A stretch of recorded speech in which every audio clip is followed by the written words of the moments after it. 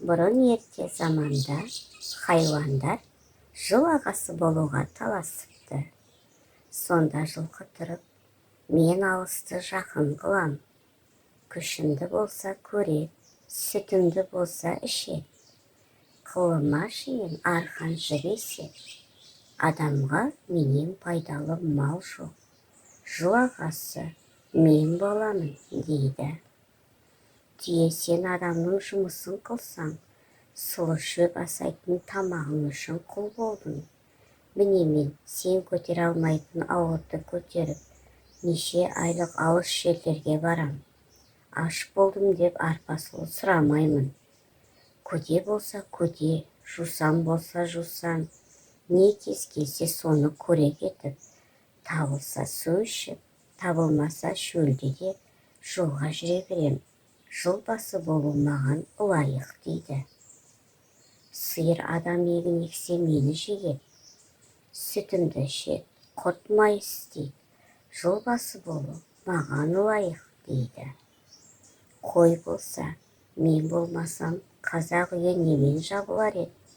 Жүнімді алып киіз басады, жабағымнан киім тігеді.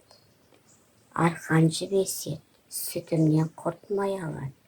Шаруаға менен пайдалыларың жоқ дейді.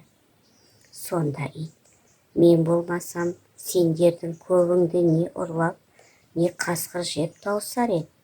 Мен сендердің баршаларыңның бақташысымын. Дұшпан көрінсе үріп, абалап иеме хабар берем дейді.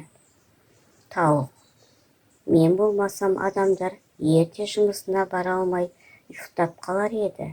Мен таң ертең тұрып, таң атты деп шақырып хабар айтам. Кеш болса, жатар мезгіл болды деп тағы шақырам дейді. Тышқан не айтарын білмей тұрады. Бір қулық ойлап, жиылған көпке, бұл таластан ештеңе 15. Жылды қарап тұрайық, кім бұрын көрсе, сол жыл басы болсын дейді.